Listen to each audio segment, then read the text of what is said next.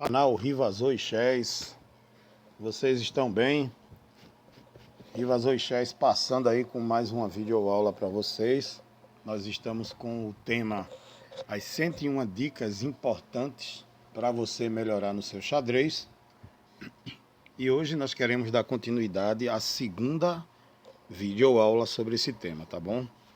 Se você ainda não é inscrito no canal, aproveita aí, se inscreve no canal, ativa o sino também, tá? Para receber notificações das próximas videoaulas. Curta os vídeos, isso ajuda muito a promover o canal para que outras pessoas possam assistir. Comentem o que tem achado da aula e compartilhem com seus amigos, tá bom? Sem mais delongas, vamos lá para a dica de número 11. Tente impedir o roque do seu adversário.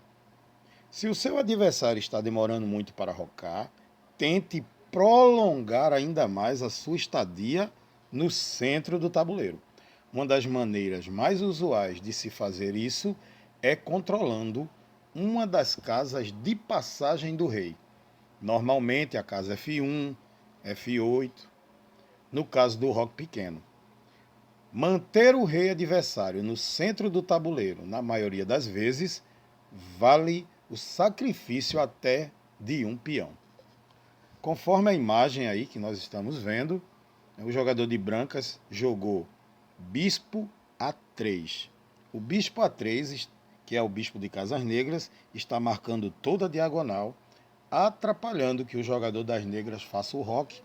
Consequentemente, o rei no centro do tabuleiro, ele deixa as duas torres separadas e ele fica muito vulnerável para ataque. Está aí uma estratégia, de abertura que você pode usar para conseguir vencer suas partidas.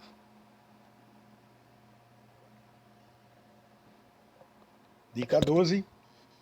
Domine o maior território possível. Aquele que possui vantagem de espaço no tabuleiro dispõe de maior mobilidade para suas peças, elas podem atacar e defender com mais facilidade e, portanto, mais flexibilidade em transferir também as suas peças de uma ala para outra ala do tabuleiro. Enquanto que aquele que está numa posição restringida tem dificuldade de manobrar suas peças, o que pode ser fatal se elas forem requeridas em algum momento para fazer a função de defender o rei. Nós estamos vendo aqui uma defesa francesa, a variante do avanço. Ela é bem conhecida de todos nós, né? E os peões brancos estão em E5 e D4. Os peões brancos estão atacando a casa, o peão de E5, por exemplo, está atacando a casa de D6, a casa de F6. O cavalo não pode jogar para a melhor casa. O bispo de F8 também não pode jogar para D6. Então é uma posição onde o branco ele tem maior território. Nós conhecemos assim a defesa francesa, sabemos que muito tem a que se falar e estudar sobre ela. Existem meios de romper esse centro aí que está avançado, né? Mas também existe toda uma estratégia posicional para que as brancas se mantenham no domínio desse centro aí, tá bom? Eu não vou entrar nesse detalhe. Assista meu vídeo sobre defesa francesa, variante do avanço, e bons estudos para vocês.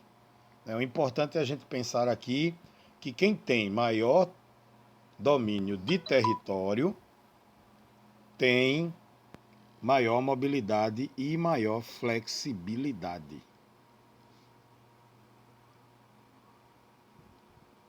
Vou dar uma desligadinha aqui na internet para a gente poder continuar com a aula sem nada atrapalhar, tá bom? Dica número 13. Avance peões para ganhar espaço. Embora o avanço de peões seja o principal recurso para restringir a posição inimiga, essa regra deve ser observada com cuidado, pois quanto mais distante os peões estiverem da sua base, se tornam mais difíceis de serem defendidos. Além do mais, cada avanço de peão cria fraquezas em sua adjacência, nas casas laterais, que podem vir a ser ocupadas por peças inimigas. Então, muito cuidado quando for avançar o peão, porque as casas laterais, diagonais, as casas que ficam ao redor dele, desculpe, se tornam casas vulneráveis, mas existem situações que a gente tem que ter atenção, que quando a gente avança um peão, a gente pode atacar uma peça, pode ganhar mais espaço, pode ganhar tempo, e isso é uma coisa boa, né? No caso da posição aqui, a gente tem uma defesa Caro-Kann, e o branco teve a chance aí de jogar E5 atacando o cavalo, ganhando um tempo no cavalo, ganhando mais espaço no centro, mais flexibilidade, e aquilo que nós vimos na dica 12. Segue aí, dica 14. À medida que os peões avançam, são mais difíceis de ser protegidos. Um peão fraco é um peão que não pode ser defendido por outra peça. Isso significa que, se ele for atacado, deverá ser defendido por peças. Essas peças perdem boa parte da sua efetividade no tabuleiro porque assumem uma postura defensiva, enquanto as peças adversárias assumem uma postura ativa ou ofensiva. Se você observar essa posição, o jogador de brancas avançou o peão uma casa para atacar o cavalo, mas o peão ficou sem defesa. Então o jogador de negras, ele saiu com a dama em A5, ele deu um cheque e agora esse peãozinho de E5 ele vai cair. Então, quando for avançar os peões, à medida que os peões avançam, eles são mais difíceis de ser protegidos. Então, atenção nos seus peões. Dica 15. Coloque os seus peões no centro do tabuleiro. Muitos jogadores colocam os peões nos lados, mas o que vai te dar espaço, mobilidade, flexibilidade é colocar os teus peões no centro do tabuleiro. Então aí, ó, o centro do tabuleiro é formado pelas casas E4, E5, D4 e D5. E4 é a casa que o peão jogou agora, E5 é a da frente, D4 é o peão de lado, D5 é onde está o cavalo. As casas do chamado centro expandido também incluem as casas compostas pelo quadrado, que vai de C3 a C6 e de F3 até F6.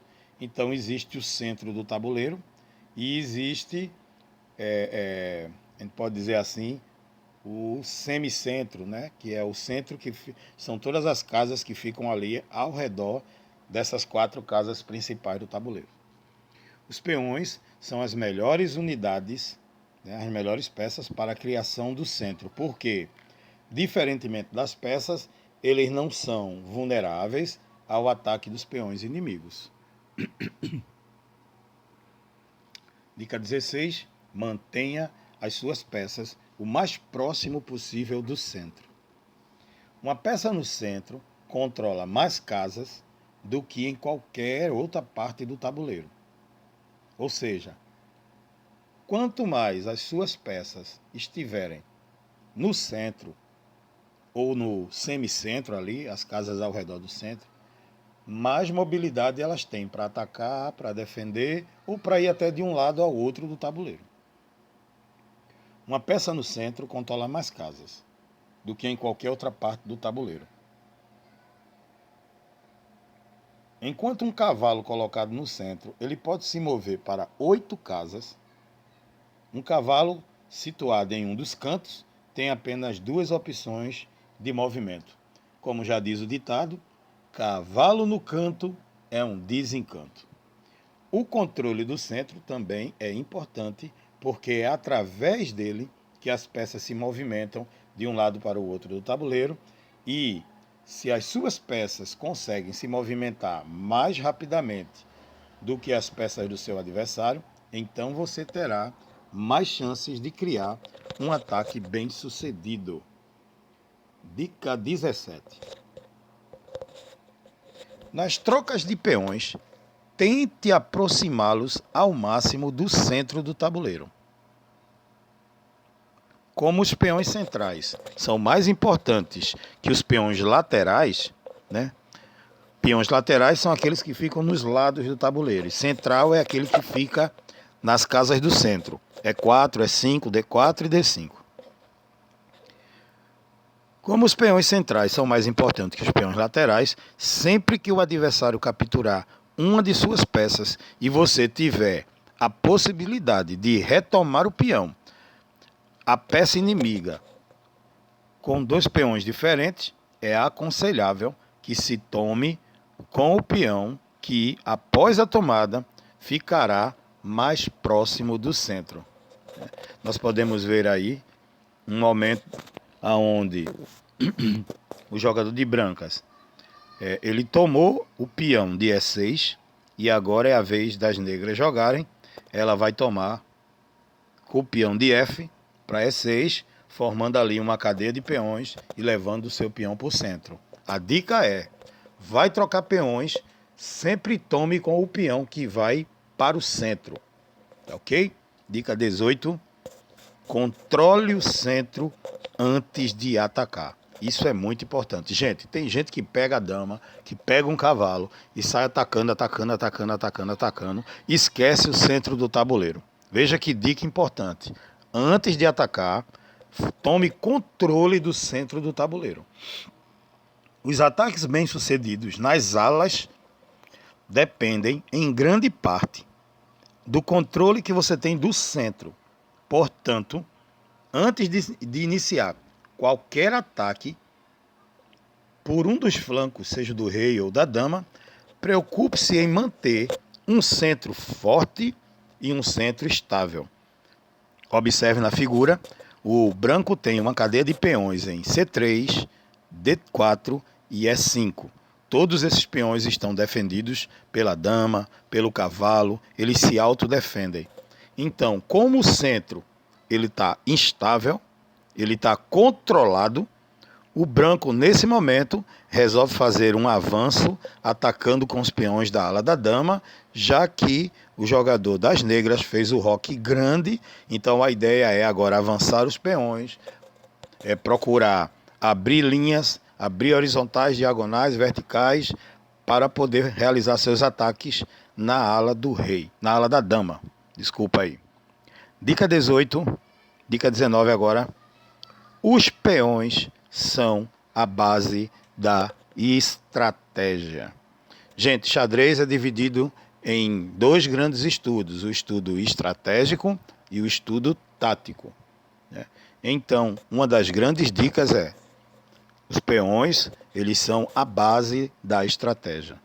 A estrutura de peões constitui a espinha dorsal de toda a posição, pois é ela que aumenta ou diminui a efetividade das peças. Para se conseguir uma boa estrutura com formação de peões, deve-se evitar os diferentes tipos de peões fracos. Quais são os peões fracos? Peões isolados são aqueles que estão separados da cadeia de peões. Por exemplo, esse peãozinho aqui de A2, ele está isolado, sozinho, não está defendendo os outros companheiros, nem pode ser defendido pelo outro companheiro. Os peões atrasados, esse peão de A2, ele já pode ser considerado um peão atrasado, isolado e também atrasado. Na verdade, olhando para essa posição, ainda não existe assim o que a gente pode dizer de peão atrasado, Mas o peão atrasado é aquele que não consegue mais avançar, ele está impedido de avançar, tem peças atacando ele e ele vai ficando atrasado e não dá tempo de jogar e ele se torna uma presa fácil. Os peões dobrados, o jogador de brancas tem aí, o jogador de brancas tem aí um peão em C3 e outro em C4. São dois peões na mesma coluna. Isso é considerado peão dobrado. E o jogador de negras, lembrando aqui, esse peãozinho de D6, ele é um peão atrasado. Ele não pode avançar porque o peão de C e o peão de E tem dois peões dominando a casa D5 e o jogador das negras só tem um peão para tomar de volta. Então, esse peão de E6 aqui, de D6 das negras, ele é um peão atrasado. E peões colgantes. Peão colgantes são aqueles peões que estão unidos, né? E ele tem uma facilidade para jogar, para avançar, né? E juntos eles vão até a promoção, se o seu inimigo deixar. Aí uma grande dica para vocês, gente, estudem estrutura de peões, estudem debilidades de peões, porque se você tiver uma boa estrutura de peões, suas peças vão poder jogar facilmente no tabuleiro, né, tanto para ataque quanto para defesa, né? E faz de tudo durante a tua partida para não ficar com esse tipo de situação. Peão isolado, atrasado, dobrado, colgante. Esses peões são peões fáceis de ser atacado e você pode perder uma partida por causa de um simples peão. Última dica de hoje, dica 20. As fraquezas de peões são eternas. Ou seja, depois que você cria um problema na sua cadeia de peões, você vai jogar com aquele problema até o final do jogo. Enquanto as peças podem se mover para se tornar mais ativas, qualquer deficiência na estrutura de peões é uma fraqueza de longo prazo. Sendo assim, se o seu adversário tem peões fracos, você não precisa se apressar para explorá-los. Se você olhar aqui nessa posição, as casas que estão marcadas em vermelho são peões fracos, débeis, e vão ficar nessa condição até o final do jogo. O peão de A6, de A7 ele está isolado, o peão de C6 e C7 estão dobrados e isolados também.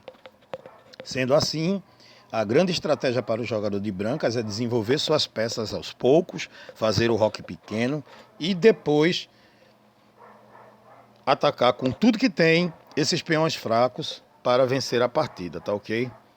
Eu espero que vocês tenham gostado dessa videoaula, né? Deixa teu like aí, curte, compartilha, comenta, né? A gente agradece aí por você estar assistindo e aprendendo mais dicas preciosas para melhorar o teu xadrez, tá bom? Um abraço do amigo Rivazoi. Valeu, galera. Valeu, valeu.